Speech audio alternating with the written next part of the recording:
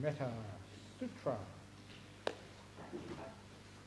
This is what should be done by one who is skilled in goodness and who knows the path of peace. Let them be able and upright, straightforward and gentle in speech, humble and not conceited, contented and easily satisfied, not busy with duties, and frugal in their ways, peaceful and calm, and wise and skillful, not proud and demanding in nature. Let them not do the slightest thing that the wise would later reprove, wishing in gladness and in safety, may all beings be happy, whatever living beings there may be, whether they are weak or strong, omitting none, the great or the mighty, medium, short or small, the seen and the unseen, those living near and far away, those born and to be born, may all beings be happy. Let none deceive another, or despise any being in any state. Let none show anger or ill will, which harm upon another, even as a mother protects with her life her child, her only child, so with a boundless heart should one cherish all living beings, radiating kindness over the entire world, spreading upwards to the skies and downwards to the depths, outwards and unbounded, freed from hatred and ill will, whether standing or walking, seated or lying down, freed from drowsiness. One should sustain this recollection. This is said to be the sublime abiding, by not holding to false views, the pure-hearted one, having clarity of vision, being freed from all sense desires, is not born again into this world. Sadhu, sadhu, sadhu. Very good. And look, there's no questions. So, good night, everybody. Oh, no. Bigger now. Okay, now this is so much. Now look at all this. So now we have to start the rule that one question per person, no more than one question in the evening. One question. This is not. This is private. One question, and when it means one question, It does not mean part A, part B, part C. One question per person. Very good. Beautiful. Here we go. I was in the middle of the beautiful breath today, blissfully enjoying the toing and froing of the increasingly quiet breath, when some members started whispering softly in the Dhamma hall. It was probably a case of me disturbing the noise, rather than vice versa, but fact is, it was the end of whatever it might have been. Oh, whoever did that whispering, bad karma. It's true, I mean, sometimes the people do get very sensitive. That's why we're not supposed to whisper or make any noise in here, especially in here. If you want to whisper, say, just go outside and whisper, or write on a piece of paper.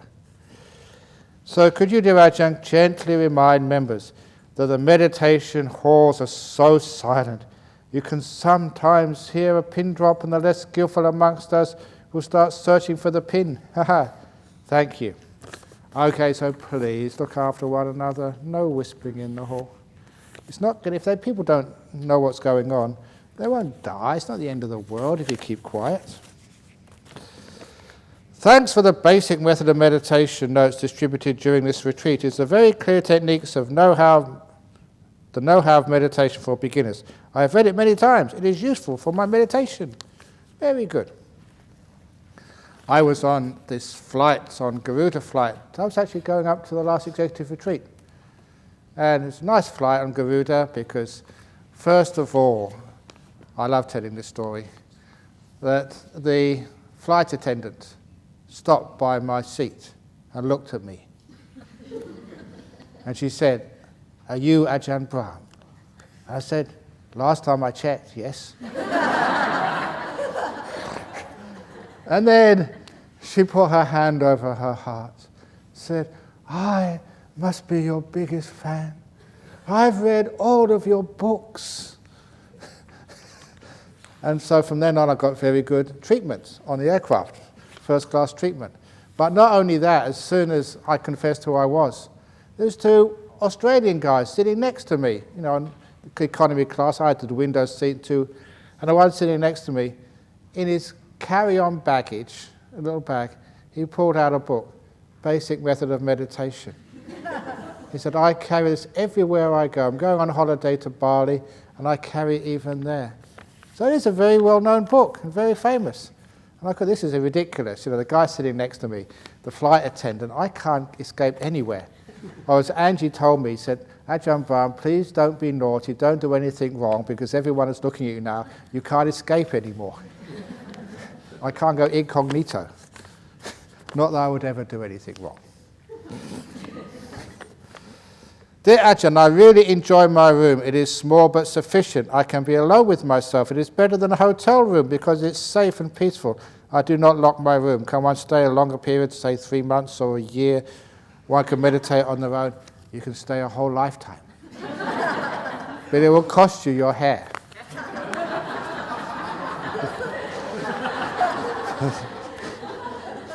Very good.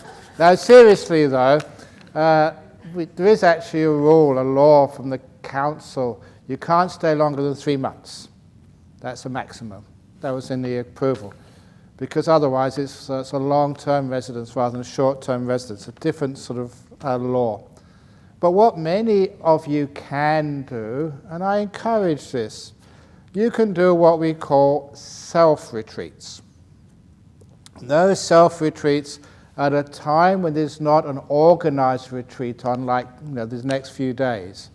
When there's no retreat organized, we have all these rooms in the cottages free, and people come and do what's called self-retreat. So there's no teachings, there's no morning chanting or talks. And look, you have read enough books, heard enough talks, and if you really, really, really want to talk, get on the smartphone, download heaps. And you can listen to those. But what you do, you look after yourself in your room, and you just make your own breakfast, either in the kitchen or in your room. There's lots of stuff you can take from the kitchen for your own breakfast. And you walk over to Bodhinyana for lunch. And then you walk back again, the rest of the day is all yours. And that's, we call those self-retreats. And those are available for people. We want people to have done a 9-day retreat first of all, so that we know who they are, they're not crazy people. Or what happened for one retreat, a guy came here with his girlfriend.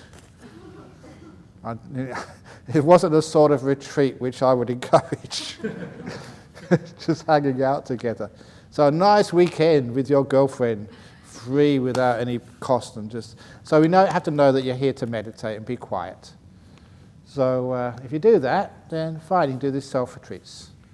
And that's, you check up on, usually on our website down here, they say when the retreats are on. So you find a time between those organized retreats and you do your self-retreats. And so that's great, which means you've got a bit of free time, either a holiday between jobs or whatever, and you just come over here, just ring up Daniel and make sure that you're well known. You've got my permission. You say you've been on a BF retreat before, now Daniel will just check that she knows you and I know you, and then you just come and you self-retreat. So it's a very beautiful facility for that. Dear Ajahn, we often hear you say that by following the Dhamma, doing regular meditation and doing good, we move towards enlightenment. I've also heard that we can only we can save ourselves, but I feel sometimes that this is a bit selfish. Why can't we also help others towards enlightenment? What do you think I'm doing?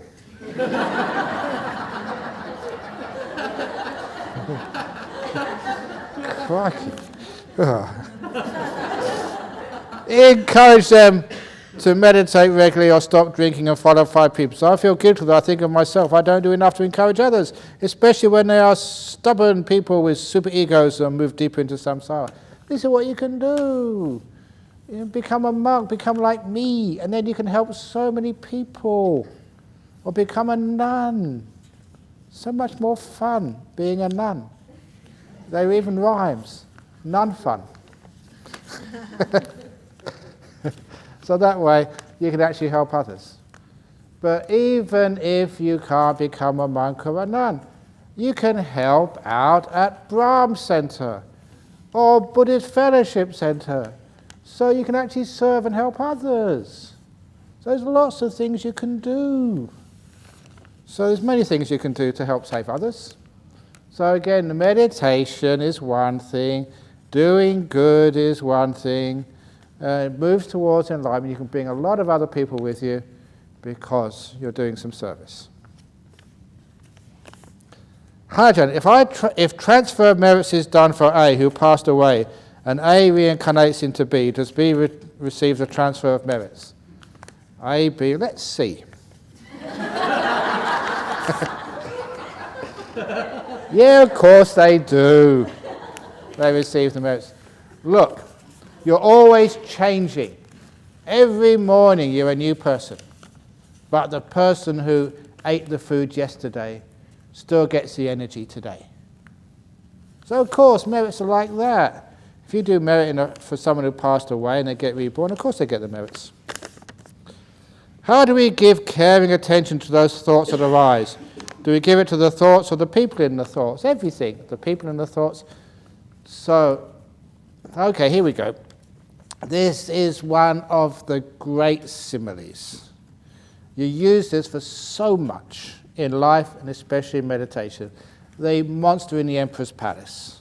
I say this on every retreat, and I say this in conferences and mental health conferences.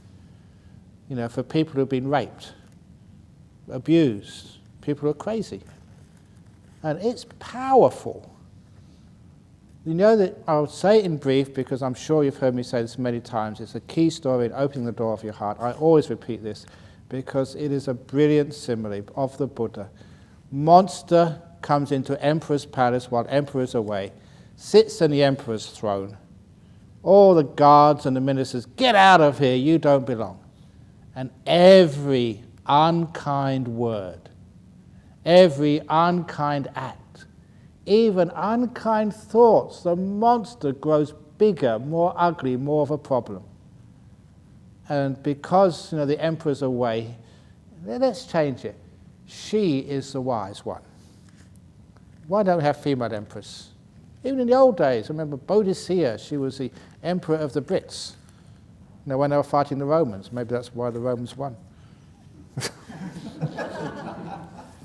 Anyway, I get into trouble. I don't mind being in trouble.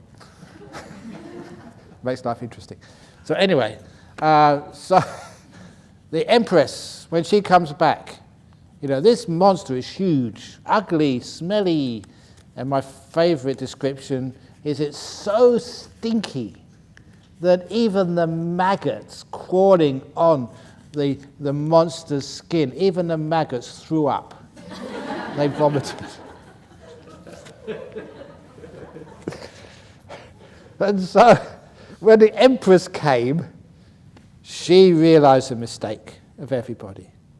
This huge, ugly problem of a monster. The Empress, she came in and said, "Welcome. Thank you so much for popping in for a visit. Has anyone got you something to drink yet? We can make you a cup of tea with condensed milk. We can make you some fish and chips. We can give you..." And they were so kind to this monster, that this monster, every kind act, kind deed or kind thought, the monster shrank a little bit. And everybody saw that, and they realized their mistake. "Get out of here. You get into trouble if you stay. I don't want you. Get out, monster."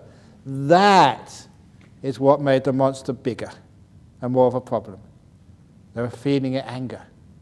But once they gave it kindness, the monster got a little bit smaller, a little bit smaller, a little bit smaller. And they just laid on the kindness so much that soon the monster was back at the size when he first came in. But they just carried on with the kindness. So much that soon the monster got so small, so tiny that one more act of kindness and the monster vanished totally away. And that, the Buddha said, is called an anger-eating monster. You feed it ill will and it gets bigger. So those of you who think that I'm fat, you should feed me more kindness. And then I get smaller. So be kind, more condensed milk, more fish and chips, more... No. Anyway, in that simile, I was only joking there. In that simile is powerful. When these poor people who've been subjected to rape and torture and terrible things, "Get out of here, you don't belong," it gets worse. And when I mentioned that to them, because they're in such a terrible situation with that memory, many of them actually, they get it and they're so courageous, they actually welcome the trauma. Say, "Welcome, come in." And it's amazing the transformation which happens. What was once a monster, a demon, coming into their life, gets smaller and smaller, and you see it when it's vanished. And that is impressive. Now that's with terrible things which have happened in the past. Get out of here, you don't belong. It gets worse, bigger and more of a problem. Thoughts in your mind. Get out of here, you don't belong. What happened to those thoughts? They get worse. So instead just say, "Welcome thoughts, thank you for coming. What do you want to think about?" Now, for many of you it's counterintuitive until you actually do it. One of my key stories, I have to repeat these because it's part of my upbringing, training, my experience. It was 6th year as a monk, beautiful monastery, absolutely perfect, and started thinking a lot. I was by myself, no other monks there at all, no teachers, and the thoughts started going crazy. And you all know, I've told you personally, how much I loved being a monk. Never ever, this is absolutely true, never ever wanted to disrobe, even thought about it. I loved being a monk. But this time I had all these sexual fantasies, memories of old girlfriends. I wonder what she's doing now. I wonder if she's... shut up! You're a monk! And all these thoughts came up, And I don't want the thoughts. I try to get rid of them. And they came up stronger and stronger. And I was by myself, and I just could not get rid of it. I was fighting every minute of the day. And after a while, I thought I was going crazy. When thoughts get so obsessive, you can't stop them. And I didn't know what to do, and just a bit of sort of intuition. I went to the Buddha statue. Every monastery has a Buddha statue, bowed 3 times, and just said, help. And the thought came up into my mind, an idea, a possible solution, was to do a deal. And the deal, the contract was, I would behave, my mind would just watch the breath and meditate like a good monk should for most of the day. But for 3 p.m. to 4 p.m. every afternoon was my sexual fantasy time. Anything would go, and I wouldn't try and stop it at all. I wouldn't be embarrassed. Old girlfriend say, that time you can do whatever you like. But the rest of the day you behave. And that's what I thought. And when I make a promise, I keep it. That's how I've been trained by Ajahn. That's why sometimes when you ask me, can you come here, can you go there, I sometimes say, I'll think about it. Because if I say no, you argue with me. If I say yes, I'm in trouble again. So I say, I think about it. There's some invitations I've been thinking about for years. But I don't promise, so I get out of it. So here, I made a promise. That was what I was going to do, and I did it. So all day, I was still fighting.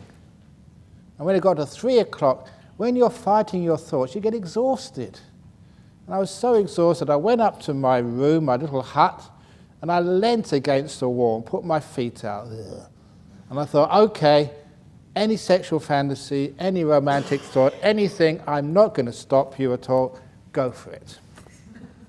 And for the next hour, my mind was so peaceful, it watched every breath with no effort at all. And that really shocked me, but it taught me a very great lesson. The reason why my mind was going crazy, because I was trying to stop it. I was trying to force it and control it. I was actually saying to that monster, get out of here. You don't belong in my mind. I'm a monk. I don't want those type of thoughts. And that gave them power and strength, and they get stronger and bigger and more of a problem. As soon as I said, welcome romantic thoughts. Maybe she's still out there somewhere. My soulmate. And as soon as I welcomed that sort of stupid thought, it just went away. It had no power. And my mind was just so peaceful. And that taught me just how not to meditate. Don't try and control the mind. If you have those thoughts, you say, get out of here, you'll be thinking, oh, retreat. And they will never stop. Welcome. Thank you for coming to visit me. And then you find, because you are kind, your mind is peaceful and you're still. The very cause for all that thinking, which is, please excuse me, there's unhappiness. Running away, trying to escape from this moment by thoughts of fantasies, dreams, whatever. The mind just goes and searches for happiness anywhere if it hasn't got happiness now. And so by saying, okay, whatever you want to do, I'm happy, it meant my mind became still. And that's really the key to overcoming thoughts. And anything else which happens in your life, you may get cancers. Get out of here, cancer. You don't belong in my throne room, my body. And what happens? It gets worse. You're tensing up. You're struggling. You're stressing. Of course it's going to get worse. Oh, welcome. Body's big enough. Especially with a brain tumour, that's 2 brains. Most people have only got 1. And I say that to people and they laugh too, and they get it. All that negativity, that causes things to get worse. You laugh, have a bit of fun, it disappears. It's weird, but it's true. So that's with thoughts. The anger-eating monster is absolutely brilliant. Your husband. Get out of here. You don't belong. Oh, I don't like you coming back late. Your wife. Oh, you're always nagging. Stop nagging. Whenever you do get out of here, negativity, you find the problem gets much worse. Say, welcome, husband. Welcome, wife. thank you so much for nagging me. And I said, what do you mean? Aren't you getting upset? No, I like you nagging me. You do like me nagging me. I'm not going to nag you then. See if you like that.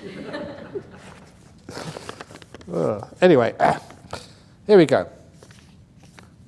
I do not have such experience again. No one has experience again. Every moment is totally unique. You never have it again. Even some people say, I tell the same story again. I don't tell the same story. It's slightly different. The truth changes all the time. So I do not have such experience again, but I do see distinct spot of very bright light and sometimes a ball of fire. But they do not last more than 8 seconds. Why? Because you disturb them. They would stay there if you didn't disturb them. Ajahn Chah's great simile, the still forest pool. When he used to put his mosquito net, umbrella, the things the old forest monks in Thailand used to use, next to a lake, and he would sit there in the evening with his eyes open to watch the animals come out to play. Elephants, tigers, panthers, bears, because they would come out to drink by the lake. But when they came out, they would look around.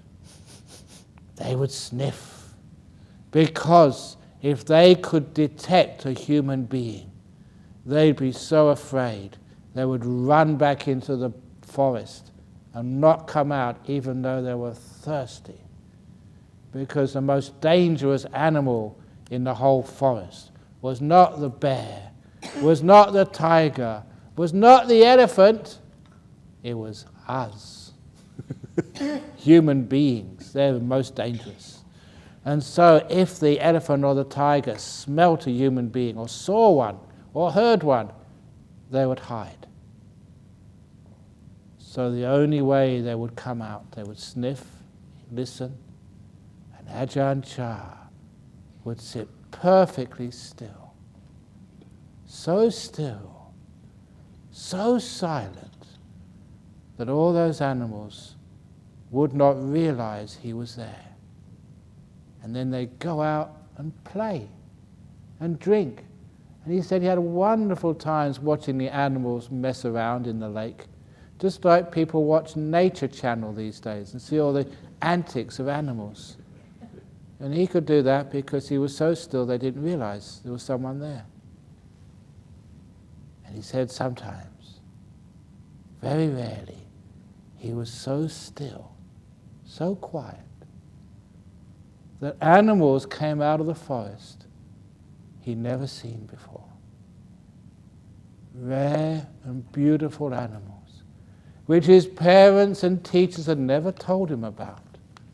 They too came out, but only when he was very still, because they were so sensitive. If he just moved or said, wow, they would know, and they wouldn't come out again for days. And that was his experience. And he used to explain that is what it's like with these lights. The elephants and the tigers, they come out only when you're so still. It's like they don't know you're watching. The lights, the nimittas, it's like you're not there.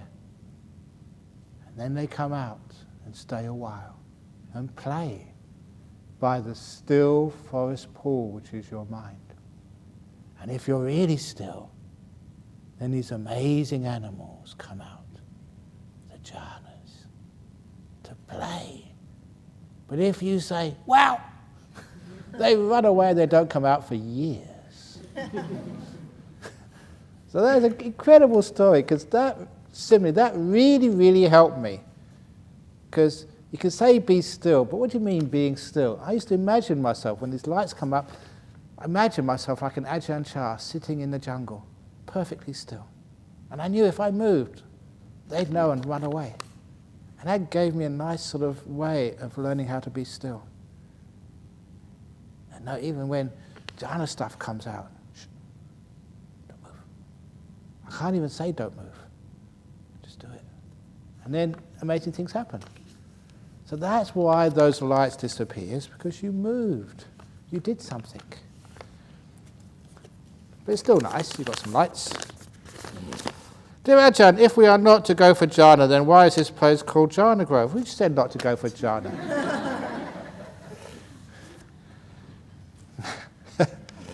It's Jhana Groove, not Grove. And all the people here during the Range Retreat called them Jhana Groovies. That was their official name, Jhana Groovies.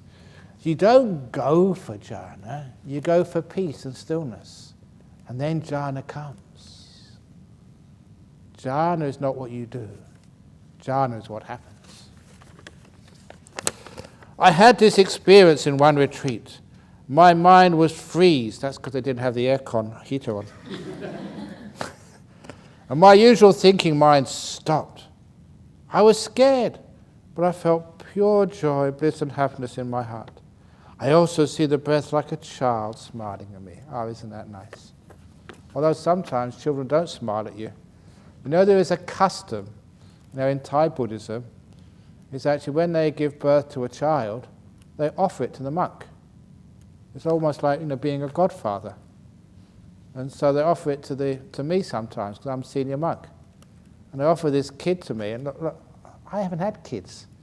And it's got a nappy on, and I've got to put it in my lap, and I get rid of it as soon as possible. Because if they poo, then it gets all into my robe. And I've got a stinky robe for the next day. It's okay for you can go and get changed. I've only got one robe. So sometimes I say, a child is smiling at me. A child is smiling at me, and I'm looking at their pants and say, make sure they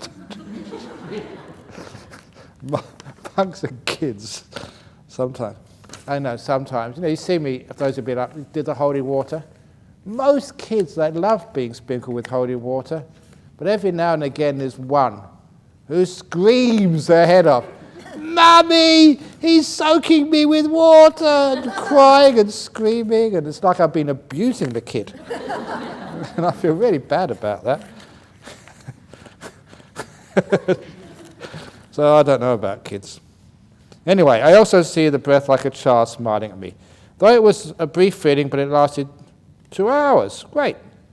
Is the breath I saw as a child the nimitta and the joy of the jhana? Please let me know. Thanks. Okay, my mind was freeze. My usual thinking mind stopped. That's really good. You were scared, but obviously the scare didn't stop you. You had enough momentum to go through the fear. A lot of time that is actually very common to get scary when you get to these deep states of mind, because number one, you haven't been there before. You think, what the heck's going on? But please, that's why I talk about this. It's nothing to be afraid of at all. I've been teaching meditation how many years? I've forgotten how many years, and I've had no casualties yet. I've got perfect record. And I don't want to stop that perfect record yet. You're going to be totally safe. So don't need to be scared. Ajahn Brahm is here. You're fine.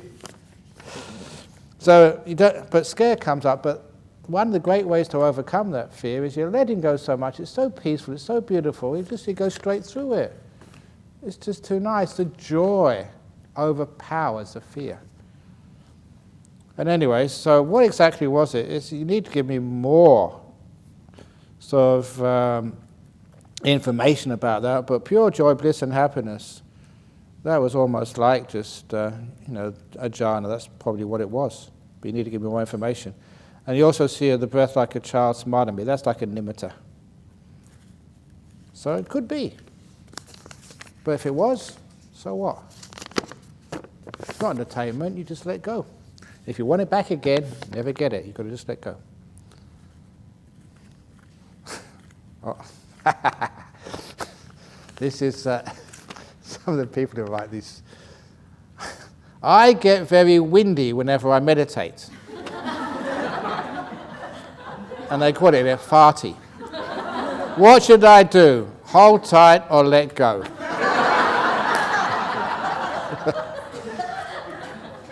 Number one, what you should do is, please, out of compassion for others, sit in the back row. So there's no one behind you. Okay, so Now I know all the windy people are the ones who sit in the back. So that no one will suffer from their condition. Okay. Very nice. Good to have a sense of humour. How do you overcome the guilty feeling? I only realise I stepped over an ant when I walk. Because I'm not mindful, I feel so bad afterwards. Oh, guilty. You give yourself a fair trial. You know, in Singapore, in Australia, if you're accused of a crime, you get a trial. And in every trial, you have the prosecutor and also the defense. But when you feel guilty, all you ever have is a prosecutor. All the reasons why you should feel guilty. You killed an ant. That is really bad, especially in a 9-day retreat, in a holy monastery.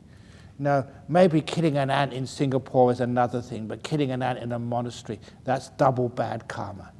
And in a retreat, when you're keeping precepts, it doubles again to quadruple bad karma. Now, that's what a prosecutor does. It sees the very worst motivation, intention, and outcome of whatever you do. That's what a prosecutor is supposed to do, to see the very worst side of it. And for many people, when they feel guilty, they stop there and the judge says, guilty. So if you are going to judge yourself, please be fair. Have a defense attorney there who tries to get you off the hook. And said, that was a great sacrifice of that ant, because I'm on a retreat here, and it got squashed by me. That would probably get reborn in a good realm now. And afterwards I'm going to share merits with that ant, and not many ants get merits shared with them. So they're very, very lucky. Imagine the luck of an ant getting squashed by someone like me. They're just so fortunate. Or whatever it is, try. And anyway, I wasn't I didn't mean it. It was unintentional, just an accident. These things happen. And when you try and defend your actions by having a defense attorney or lawyer on your case, then you can convince yourself it wasn't that bad. Which means the guilt to say, no, okay, not guilty. But a lot of times we're so negative to ourselves. We always want to prosecute ourselves. We always want to see the worst side of what we've done. That's why we feel guilty all the time.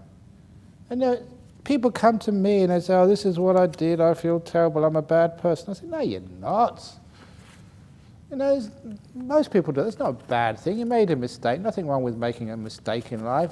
No tree in a forest is straight up. And they're all bent. So you made a mistake. You learn from mistakes. Have any one of you ever got 100% in an exam at school? You always make mistakes. Do you feel guilty? I made a mistake. I only got 99%. Oh, I'm terrible at maths. That's crazy what you do. And also, if you do something wrong, one bad brick in the wall and you want to destroy the wall, that's called guilt. So if you have a defense, you defend yourself, you love yourself, you care for yourself, you stick up for yourself. And then a lot of times you say, I didn't do very bad, that's not bad. I always remember the story that there was one lady, she was dying of cancer, I was counselling her for a while, and eventually she died. And I remember asking her once, in a counselling session, what's the worst thing you've ever done in your life? Because it's really important to bring up the worst thing you've ever done in your life.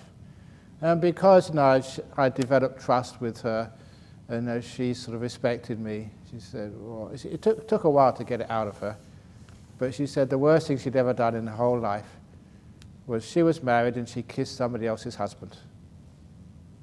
I said, is that it? I said, yeah, that's the worst thing I've ever done. That's pretty good. If that's the worst thing you've done in your whole life, you've been an amazing woman. Have you done something worse than that? Come on. Yes. I'm sure you have. Done silly things, stupid things. But that's the worst thing she did. And once she said that, And she brought it up to the surface and saw my reaction. She realized it wasn't so bad after all. But she'd been feeling guilty for that for such a long time because she didn't share it with other people and get some reaction. And once she got the reaction from me, and she saw herself, it wasn't such a bad thing. It was not a good thing to do, but we all make mistakes. And that's the only mistake you've made in your life. That's pretty good. And so she died peacefully as a result, without that guilt. And that was an amazing thing to be able to do.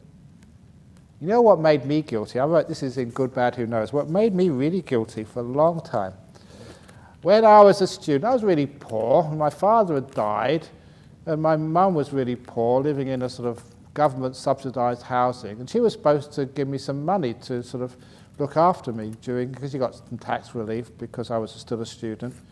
But no way would I accept any money from my mother. So every vacation, I got jobs. I had to pay my way through university, basically. And I got these jobs, and I got so stupid jobs sometimes, and I got the most stupid job in the whole world, selling encyclopedias door to door. It's great to do that job once, just so you can say you did it. And it was children's encyclopedias, totally rubbish. And you had to learn, the marketing spiel, they called it. Just, this few paragraphs. You learnt it and repeated it in front of these young couples who just had a kid. And basically, it convinced them that they were just only a little bit better than a child molester if they did not sort of buy this amazing book, that they were depriving their kids of a good education and a life because this book was so important for them. And the worst thing I did was I actually sold one. And I felt so terrible afterwards. I went home afterwards, I actually sold one and made some money. And I just resigned the next day. I just couldn't stand myself. Because, there's this little couple just starting off in life, lots of debts, a new kid in their family, and they had to waste, about £10 or something for this stupid encyclopedia. And they probably would go without food. The kid will probably sort of be starving, and I had all these exaggerated thoughts, and I felt so disgusted with myself. And it's not just overnight, I kept thinking like that for years. And I remember once at our centre in Perth, I told that story about guilt. I thought I felt terrible about that. But I was a poor student, it's just the best thing I could do. And afterwards, this young lady came up. She was just about the right age. Because she said, Ajahn Brahm, I listened to that story, and this is absolutely ridiculous. It's too much big a coincidence, but I have to tell you this. When I was small, a young student came to our house in England with long hair and a beard, and he sold my parents this set of books. And I love those books. Those are my favourite books. I still love them. And that really sort of spanned me out. Could it be the same girl? Probably was. That's the way karma works. And I thought I just sold this whole lot of useless books, to this family, and actually they were beautiful and wonderful. And she told me just her favourite books in the whole world.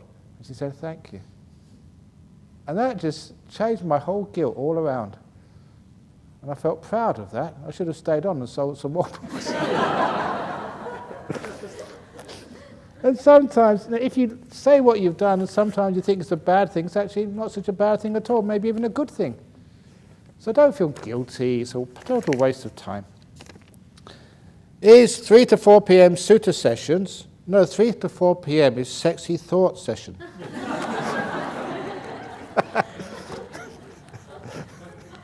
No, it's not okay. No, we don't have sutta sessions here from 3 to 4 p.m. Don't know where you got that idea from. Dear Ajahn, P.S. Could you go through in detail 16 stages in Dhamma talk? No. I already went through those. Okay, I'm going to say briefly tomorrow, because I was going to talk about breath meditation tomorrow. And how the 4 stages relate to the aggregates. Okay, body, perception, feeling, mind formation, and consciousness. I recalled you mentioned feeling at 2nd stage and chitta at 3rd stage. Okay, I'll have a go at that tomorrow morning. I feel like being a mother. Are you male or female?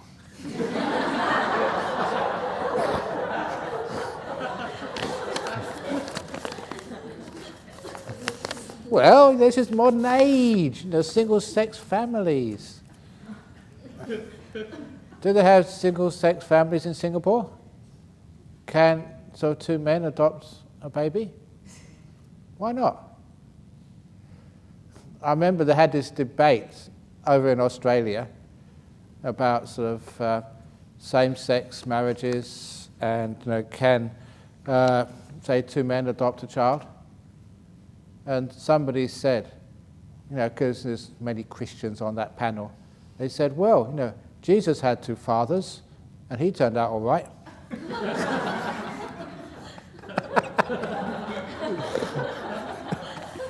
That was really such a clever comment.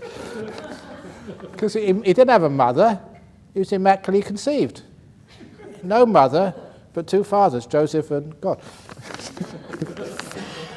Three fathers. Who was his other father? Not the Holy Ghost or something. No, I don't know. Oh, you're gonna go. They better not go there. I feel like being a mother. Not sure if it's just hormones and an evolutionary trick, or whether I would be happier with a little daughter. What about a little son? Sorry. But a little daughter, how to make sense of this, okay? See if you can look after somebody else's little daughter for a weekend. That will cure you. No, it's amazing. Other people's children are really cute. But when it's your own, you have to live with it. Sometimes you get a bit fed up. Getting up in the middle of the night.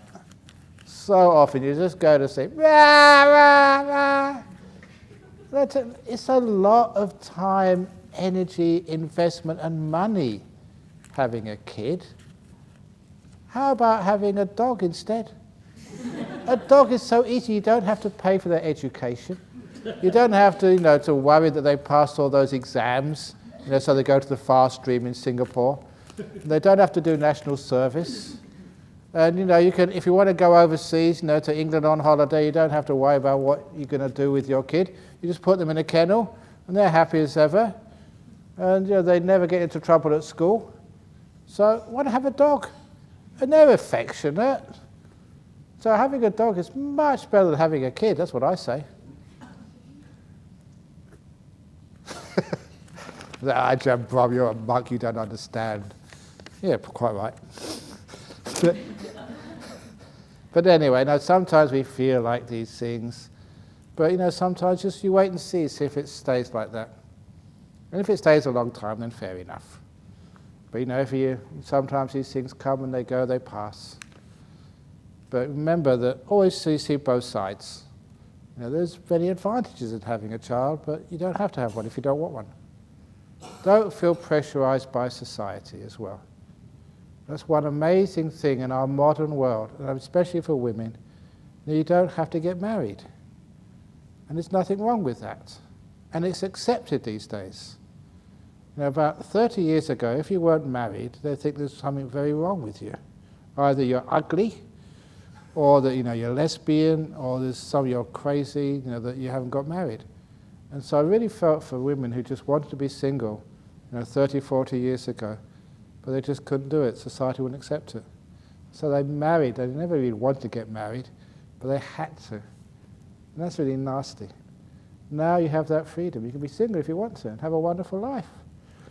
You have choice. The same with having children. Sometimes your parents, they keep on at you. When are you going to have a kid? You should have a child. I want grandchildren. And there's so much pressure on their children. Never do that. Because, the grandparents get to play with the kids, the grandkids, but they don't have to do all the hard work looking after them. So it's really a bit selfish of grandparents, to say that to their children to have kids. So stand your ground. If you don't want one, don't have one. There's many advantages. So anyway, Ajahn Brahm, why are Buddhists more forgiving to people of other religions than their own fellow Buddhists? That's a good question. Why are Buddhists more forgiving to other religions than they are to their fellow Buddhists? And there is another story. I put this in one book, but it's a great story. It's like a joke, but it's a good story.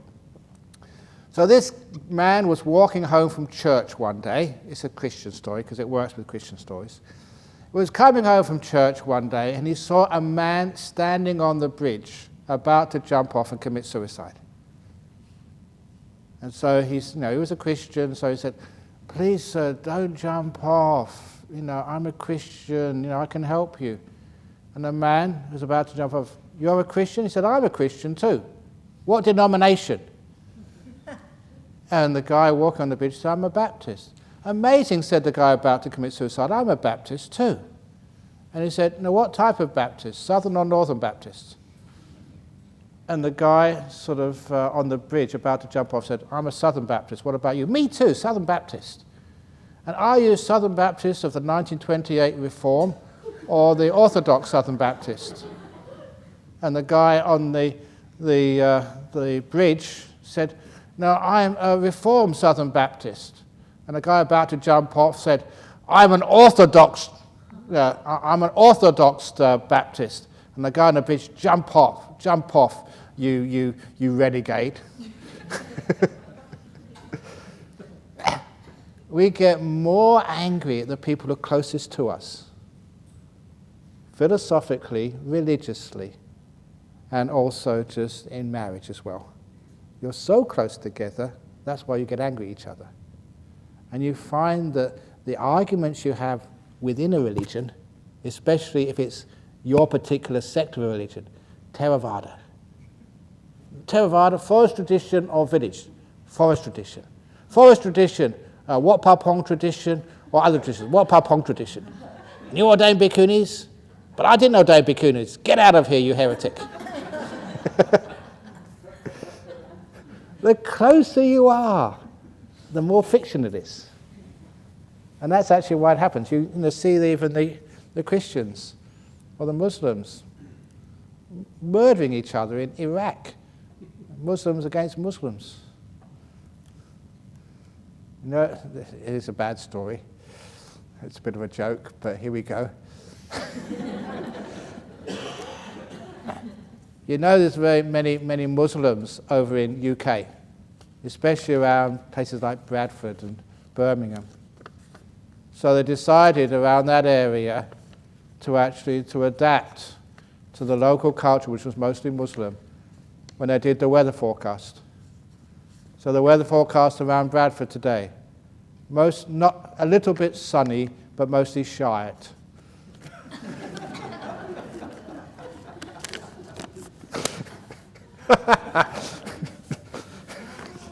But don't tell that in Singapore, otherwise you'll get your head cut off. At the point of death. At the point of death, his pain is felt when organs are being removed. Would that affect the consciousness and hence the rebirth? You always have a little bit of... What about when you give birth? Is that painful? Is it worth it? Of course it's worth it. Even sometimes when you have your tooth taken out, it's a bit painful, but it's worth it. Even like you're working hard, sometimes when you're working hard, building or even cooking, you're tired, but it's worth it. So the little bit of pain, if there is a bit of pain, when your organs are taken out, it's worth it.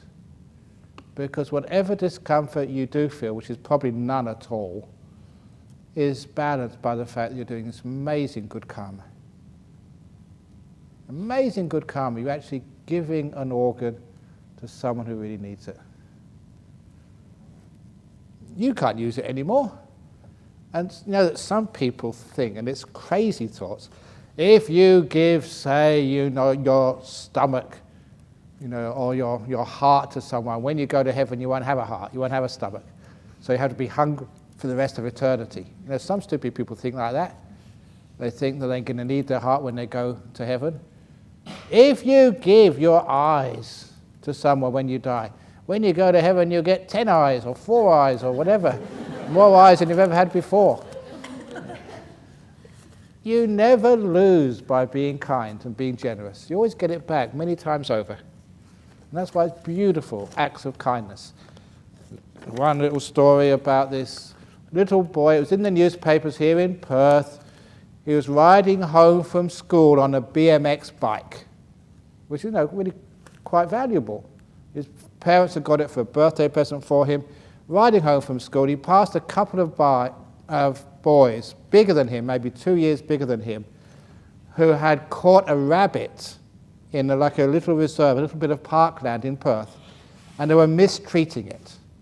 So this little kid stopped and said to those bigger boys, "Leave the poor rabbit alone, stop hurting it." And the boys said, "Get away, go away." They didn't actually say that, but it was words to the same effect. They swore at him. And so this little kid, he couldn't fight the bigger boys, so he said, "Look, I'll give you my bike if you give me the rabbit." And the two elder boys, it's an expensive bike, and they could always catch another rabbit, so they gave him the rabbit and took his bike. And I think he took the rabbit home or released it, so it was safe. And he walked home, and his mum said, "Where's your bike?" When he told what had happened, she was so impressed that she knew someone who was in the newspaper. She thought, "This is a beautiful story. Someone had saved a rabbit." And so the next morning, it was on the front page of our local newspaper, the West Australian.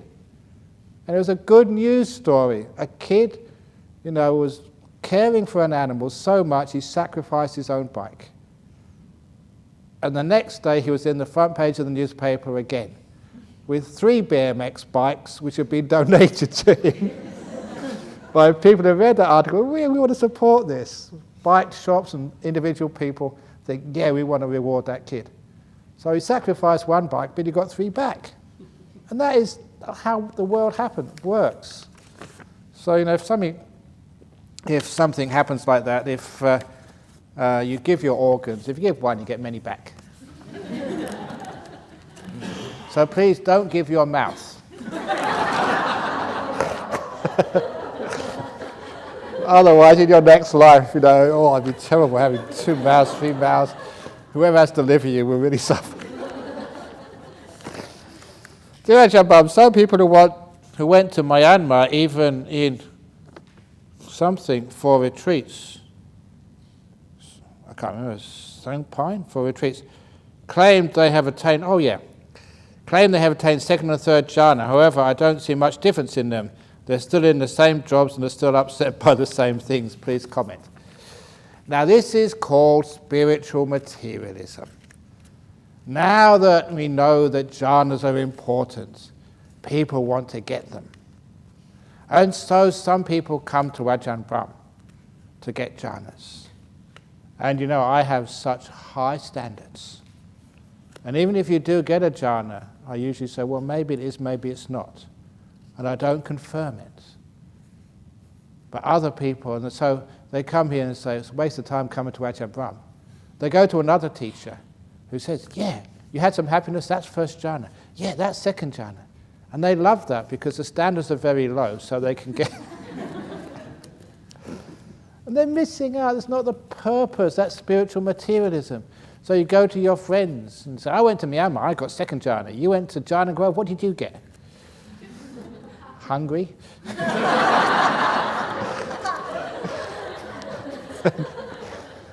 So you can see that, it's just one-upmanship. If you do attain things, you don't tell anyone.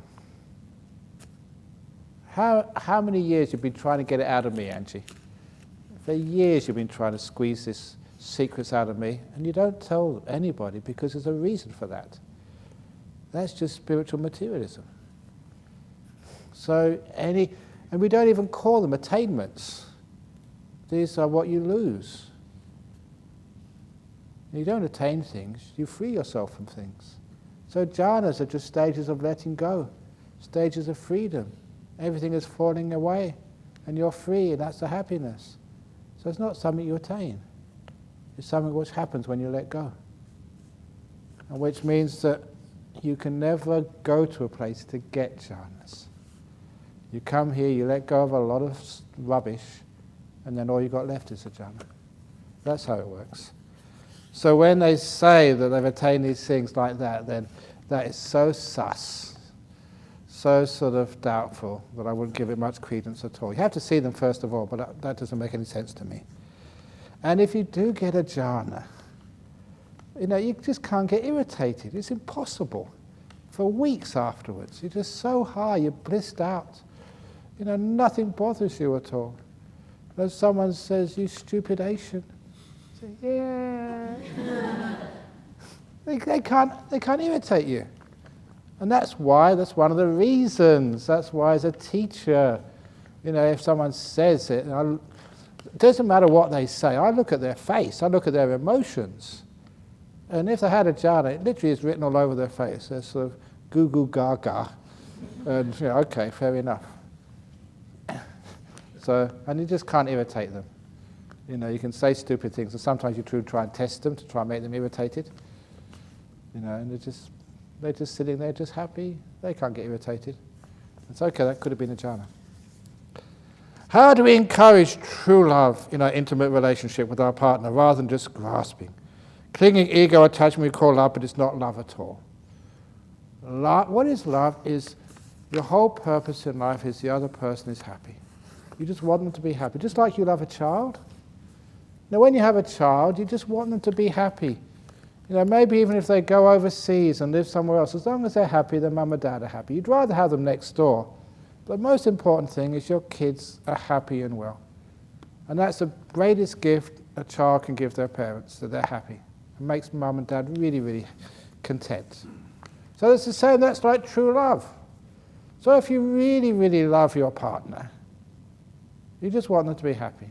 And the test is this. This is my test to see whether your relationship is true love or whether it's grasping. And the test is this. You come on retreat and your partner is back in Singapore. And when you go home, you find there's a message waiting for you. That your partner, say it's your husband, has run away with your best friend and is having a wonderful time in Phuket with lots of sex, with lots of romance. How do you feel? Do you get angry and upset? He's run away with my best friend? How can you do that to me? Or do you feel, oh, I'm so happy. He's having such a wonderful time in Phuket with my best friend, that he's having better sex with him or her than he ever had with me. Oh, that makes me so happy to know that he's having a good time. Can you do that? That's why your love is grasping. It's not real love. Real love is their happiness is the only thing for you. They just want them to be happy. Sometimes you do see that when people die. The husband or the wife turns to their partner who's dying. Or rather, the partner who's dying turns to their partner and says, darling, look, it's okay to find another partner in life once I'm gone. You're still young. You're still attractive. At least to me you are, says the one who's dying. Don't feel guilty to go with another man and have another relationship, please. It's beautiful what I've seen that. Maybe you've seen that. It's wonderful. You see that person, yeah, I love you, but I want you to be happy. No, please go on. Find another partner when I'm gone, because I really want you to be happy. And that's a sign that they really love their partner. And it really frees the other partner as well, because a lot of time, if you've been married and your partner dies suddenly, and you're still young, and you think, should I get married again? But you feel like that's unfaithful to your first partner who passed away. But your first partner gives you permission, and that makes it so much easier to have another relationship and have, some people need that, and have another fulfilling partner in life. So that's like love, that's letting go. Do Ajahn, I get agitated or can raise my voice if I see things going the wrong way, and especially with kids choosing to do things that are not useful in their lives. Such agitation affects my meditation. How does one really let go? Okay, sometimes kids have to go the wrong way. My grandma got irritated at me for going to Thailand, becoming a monk. She thought I was going the wrong way. I was wasting my education. So she got agitated. Did she get agitated for a good cause? Sometimes kids have to go their way. You don't know where they're going to end up. So when you see someone else going what you think is a wrong way, you should remember, and no one's wearing the t-shirt today. Good? Bad? Who knows? When you think like that, you don't know if it's a wrong way. And sometimes the kids have to get hurt in order for them to learn. So just, if you can, help. If you can't help, you just have to let go. After emerging from the peaceful meditation, the mind becomes more agitated, restlessness. How to deal with the situation? Maybe you're coming out too fast and coming out too harshly. So when you come out of meditation, especially a deep meditation, don't just sort of get up and just go and have lunch or just go and walk fast. Come out gently. So if you just had a deep meditation, open your eyes and just sit here for a few minutes. Just to allow the mind to sort of start adapting. Even do a bit of walking meditation and then go and take a rest. Because sometimes if you come out too fast, the mind is agitated. Ajahn used to say it's like pouring hot water in a cold glass. You come out too fast. So come out slowly. And then you can actually take the peace in meditation. You can take it out of this hall into your life with you, instead of being agitated. Jhana is not mentioned in Satipatthana Sutta, but in the 119, the Kayagati Sutta, is Satipatthana summary only, need to be read with other suttas to complete understanding. Jhana is not mentioned in Satipatthana Sutta. Yes, it is. In the contemplation of the Dhammas. One of those contemplations is Eightfold Path. And the eighth factor of the Eightfold Path is jhana. It's always jhana. So it's in there. And also in the Satipatthana Samyutta, in the Sutta of the cook, Michelle, the cook. If you're going to be successful as a cook, what you do is you make your food and you ask people and you see what gets taken. Some dishes, it's totally finished before even the last person can actually get their share. And other dishes remain. Then you get to learn what actually people like. And that becomes a wise cook. And they say the simile of the wise cook is the same as the simile of the wise meditator. You're doing satipatthana, but once you start to get a bit dull, then you go into the jhanas. Then you get energized. And once you get energized, then you can come out and do more satipatthanas. So he said that's a wise meditator in the simile of the cook. So you don't just do satipatthana, because if you go contemplating, you get tired after a while. So you need to boost the energies and the clarity of your mind. And then you become a wise cook. And always welcome back to Jhana Grove. And they not only say that, they also say, and this is a nice little bit for Michelle, okay, you get some pay, but if you really, really, really want her to be back here again, you give her a bit of tips. Like in good restaurants in Singapore, do you give tips? Do you? No. You mean and stingy Singaporeans. Crikey. But it's nice to give a little bit extra every now and again if you enjoy the food. And that means, it's nice encouraging people. Besides following the Dhamma meditation, doing good deeds, what can we do to attain enlightenment faster? Be patient. What do you want to get there faster for? Those who want to get there faster end up getting there slower. That's the problem. Shortcuts. How many of you have been on a shortcut and got totally lost? That's the trouble these days. People want the shortcut, the fast way to be rich. I will tell you the fast way to be rich. Work hard, spend little. It's obvious to me.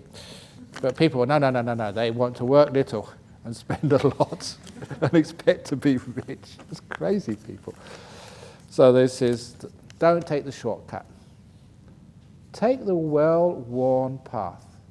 There is a reason why it's a well-worn path. It is because it's the one which works. And don't think that you are different, I am smarter, I can sort of outwit everybody else. That's also the problem with gambling. Why do people gamble? Go to casinos? Because they are so conceited that they think they're better than everybody else and will beat the system. And it's just conceit. Thinks, I've got a system. I've got some extra so I can win. But, just anyone who's done maths knows you don't win. The odds are always against you. You go to a casino and you see who pays all those salaries for all those workers. Who pays for all those glittering lights? The stupid gamblers. You pay for it. So, the casino is not a charity. It's not they're giving out money. It's taking money. The only reason people go there is because they are conceited. They think they can win. That they've got a secret which no one else has. It's the same with some people think, I can do it fast because I'm much better than everybody else. It's much better to be humble and take the well-worn path. That's the one which works. I experienced a beautiful breath and saw the very bright light, and I followed your instructions and said to myself, this is good enough. The bright light suddenly enveloped me in my mind. Woohoo! It is very peaceful. Yes. I was aware of my body, but I cannot move or give instructions to my hands and legs to move. It is strange. Does the body belong to me if I cannot control its movement? Of course it doesn't belong to you. If it doesn't belong to me, what is me then? Exactly. You aren't. Very good. So all these experiences in deep meditation, they show you what you thought you were, you aren't. Just an illusion. You get more data in meditation. After you get a lot of data like that, you find all these things I thought I was aren't true. There's no one in here. Freedom at last. Peace at last. To know I'm totally irresponsible. You can call me an idiot. You can call me stupid. And I look inside, and who are they talking about? Not me. No one in here. Isn't it nice not to have anyone in here? Dear Ajahn, is there a difference between staring at an object blankly with no thoughts versus meditation? Thank you. Yeah, a corpse can stare at an object blankly, but a live person, when they stare at an object in meditation, they have happiness. That is the difference. The happiness which comes when you just stay still for a long time. Another one with a... Oh, crikey, what is this? This is typed out, so someone is using the computer when they shouldn't be. Is there a cut-off point, a threshold of complexity in an integrated system of information that would allow a stream of consciousness to enter? And where does it enter? Can there be two? I think they're calling about artificial intelligence, maybe. If rebirth is cause and effect, then why do the memories and experience of a being get remembered? If it's not a being but a process. What makes all these khandhas somehow attached? Delusion? Is it simply the breaking of delusion that makes the process dissipate and the cause-effect broken? It is hard to bridge the gap between the understanding we have about the mind and consciousness through the scientific method and the teachings of the Buddha. It's hard actually to understand what this question is about. So please keep the question simple. Truth is truth and should be accessed through any method of investigation. Please help bridge this gap. Okay, the scientific method is gathering data, first of all. Not just theories, but doing experiments, gathering the data with an open mind. That's why we meditate, to gather the data of what is consciousness, what is mind, what is knowing. And that's precisely the purpose of meditation, to give you that data. This thing called mind, what is it? It is so caught up with other stuff. I developed the simile of the emperor. The emperor, whenever the emperor comes out into public, the emperor is always wearing 5 pieces of clothing: the boots, trousers, jacket, gloves, and helmet. And they all overlap each other, so you can't see any skin, no eyes, no features, so you don't know whether the emperor is male or female, African, Chinese, Angmo. You don't know what they are, old or young, because you can never see them underneath these 5 pieces of clothing. And the only way to find out what this emperor is, which is so powerful, is to take the 5 pieces of clothing off. So there's just the emperor, and then you can find out their nature. And that's a simile for the mind and the 5 senses. Your mind is covered with overlapping 5 senses: seeing, hearing, smelling, tasting, and physical touch. And they're always there, so you have no idea what's underneath them all. The mind.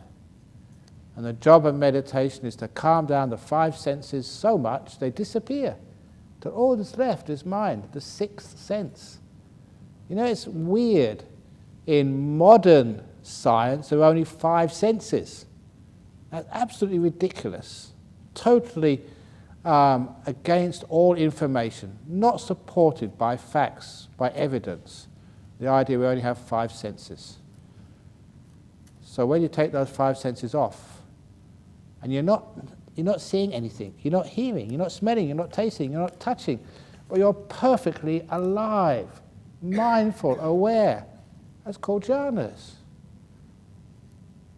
Now, with that date, with that experience, you have an understanding of what this mind truly is, what we call the stream of consciousness, and why we call it a stream of consciousness, and why it can connect with previous streams of consciousness.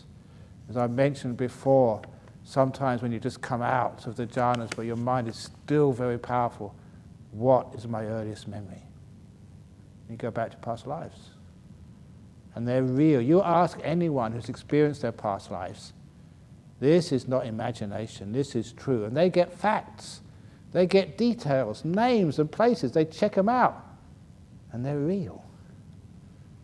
So scientifically, reincarnation has been proven. And anyone who says otherwise is not a legitimate scientist. I say that because I know what science is. I was trained as a scientist. You've got to put aside all of your views, no matter what they are, and face the facts. This is true. But how does it work? How does gravity work? No scientist understands how gravity works, but they know it exists. And you get even more interesting stuff. Quantum entanglement, where the where the cause comes after the effect. Backward causality, proven at last. We always think the cause has to come before the effect in time. Quantum entanglement has totally disproved that. It doesn't make sense. It's illogical, but it is true. It only because it's our logic is not right. This is true, proven. Something happens, and it changes things which occurred beforehand. Quantum entanglement. So this is why that people who say things like reincarnation isn't scientific, they just do not know their science. They're following views rather than evidence. Ajahn Brahm, thank you for your ever patience with us. Oh yes, just all these years with the BF from the No, it's good fun. Is there 2 methods of practicing anapanasati? One method as per Satipatthana, only 4 steps, another 16 steps of Anapanasati Sutta. I will do the breath tomorrow, so just hold your breath. It will all be explained tomorrow. Ajahn Brahm, may I know how a practitioner can help a non-practitioner in their last moment? Thank you for your kindness. Most people have fear and worry. How can you help someone who's dying? Just ask them do you believe in heaven? Or do you think there's nothing afterwards? If they believe there's nothing afterwards, what are you got to worry about? You're soon going to disappear. So what are you worried about? If they believe there's heaven afterwards, great. I know a few monks who can sort of pull a few strings for you. A bit of chanting, send you off to heaven. So either way, you're going to be okay. But one of the things is always make them laugh. Don't take life and death too seriously. Crikey. That's what, there was this soccer manager in England. Does anyone support Liverpool? Bill Shankly, his name was. And somebody once said, people are taking this sport so seriously. And he sort of had to stand up and say, look, someone think that soccer is a matter of life and death. They're wrong. It's much more important than that. He's famous for that. And for many people in sport, it is more important. But anyway, when I see my body is not right, I can seek medical help. But when I see my mind is not right, like having sexual fantasy, what can I do? You seek Ajahn Brahm help. I know that both body and mind are not me, but I don't like that mind. I need to do something. Help. So this is when your body is sick, you go to the hospital. When your mind is sick, you come to the temple. That must be why you've all come to the retreat. You're all sick in the head.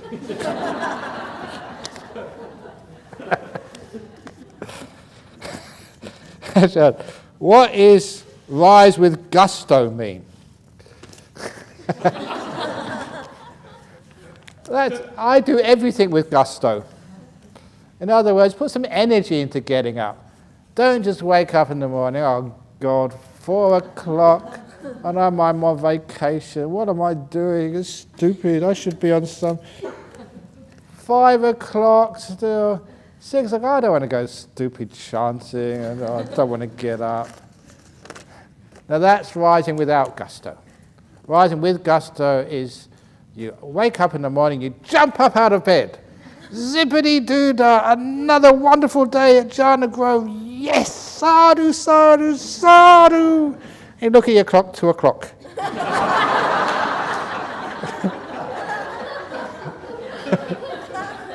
And all your neighbours banging your door, shut up. No, it just means put some energy into whatever you do. No, I give talks with gusto. Whatever I do, I try to put some energy into it. And when I meditate with gusto. Gusto means just some energy, some oomph into your life. Otherwise, you just get depressed. 4 o'clock, no, I don't want to get up. 5 o'clock, don't want to get up. And this is in the afternoon. 6 depressed.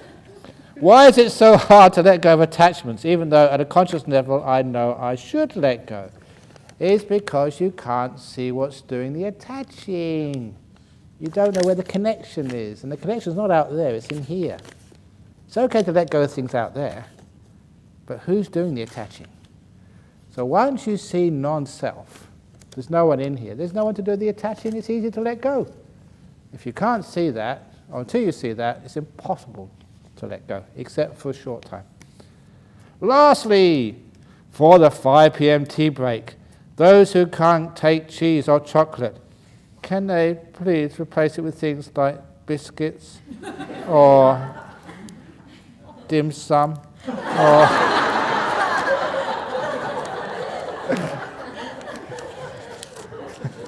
no, I did that. If you can't take cheese, then take nothing. Nothing is better than dumplings. Don't worry about it. You know, at the very least, you're going to lose some weight. Look at me. I've been on 8 precepts for 40 years. You're going to be healthy. Just don't worry about food. Because when you don't eat in the afternoon or evening, it means you really appreciate all of Michelle's hard work cooking. She put so much effort and love into the breakfast and the lunches. Imagine you have lots to eat in the evening, like too many biscuits. You're not going to appreciate the food in the morning. So just don't worry about it. And then when you don't think about it, there's no problem at all. So it's only a small thing, don't worry about it. Okay, so that is the talk for this evening. And I went on a bit longer, so please tomorrow, one person, one question. Okay, and don't bother somebody else's question. Can I have yours, please? Because you don't put it in. And keep it simple. Okay, here we go. Zzz.